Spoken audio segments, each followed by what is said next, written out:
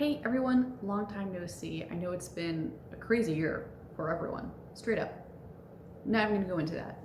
So today I wanted to do a follow-up video on a couple of videos I did quite a while ago, just talking about Korean language learning. And now I'm a working professional, so what's up with that basically? 7 years ago, I came to Korea for the first time as an exchange student.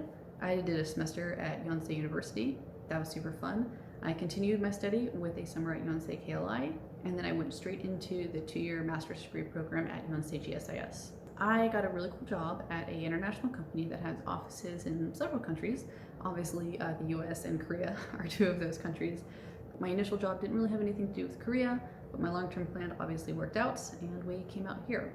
I've gone from literally studying Korean full-time as a student to studying Korean part-time, because when you do a master's degree at GSIS, the classes are mostly in English, and you do still study Korean up to level 4 at KLI, but after that you don't have to. But then you move on to back to the States.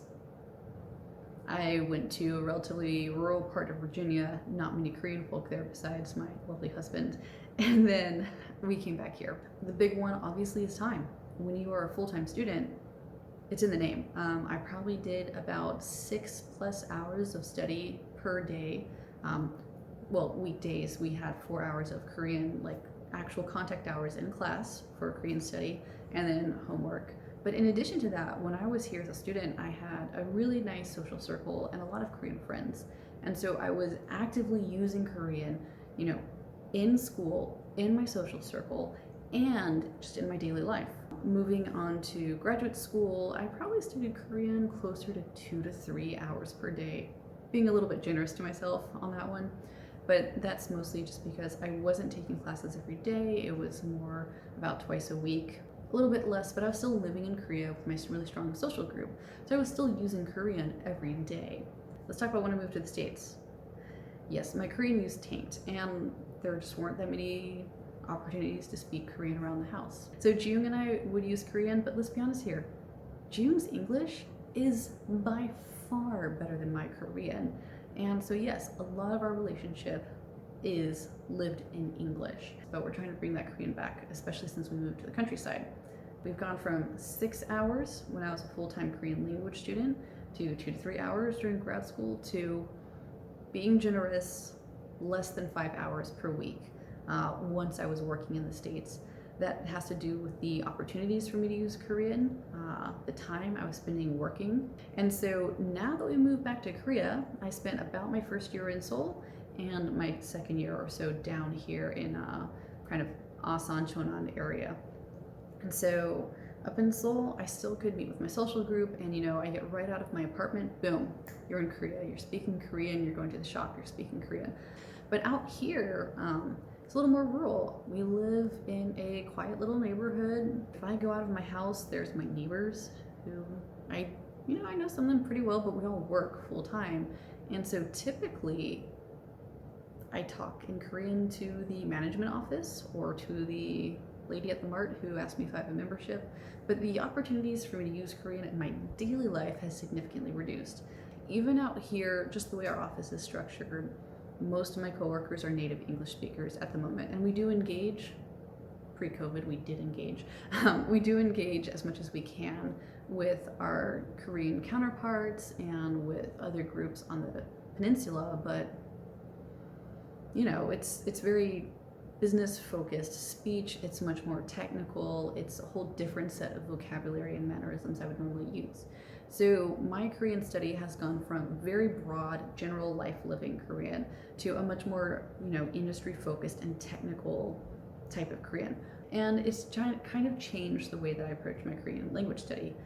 When I was initially learning Korean, I was very much just a sponge. I didn't structure my Korean language learning very much outside of classes because I could rely on the classes to give me a much more structured approach to the learning, following a textbook, using grammar patterns, being much more deliberate. Whereas I tend to prefer learning Korean on the go, talking with my friends, and that's really helped me out. But so now that I've moved all the way out here, what have I done? Right, so I use a couple of different books, and I'm only showing you a few, and I actually have a whole bookshelf at work for whenever I have a quiet few minutes, I try to learn some Korean. So Hanja study, so important, especially in certain fields. A lot of Hanja-based Korean is used because it just disambiguates homophones. And so for me, because I studied Chinese, I have an easier time, I think, with Hanja than that some other people might. That being said, you don't necessarily have to memorize the Hanja. You can also use books a bit more like this, where it's not necessarily about learning to write the Hanja, but it's learning the word roots. And a lot of industry-specific words do come from Hanja. But besides that, I've tried to pick up new hobbies, especially with the coronavirus.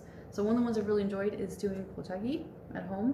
One, it's super sustainable. It's fun because it's a traditional art. Besides that too, we have dogs, right? So talking to veterinarians. Better learn how to do that, right? So I'm very lucky that the veterinary office that we go to, they don't necessarily speak a lot of English, but a lot of them have studied English language textbooks, and so they're very nice, and sometimes they'll be able to write down terminology for me to understand or tell me what something is. And it is medical terminology, but much easier for me to understand English medical terminology than Korean medical terminology. I don't worry too much about it, and I think that's what's changed, is that I'm much less, stressed about getting a specific grade in Korean. It's more, am I able to fulfill my life? And on this shelf, I have a ton of Korean kids books for hopefully when we have kids, but also I just like collecting books.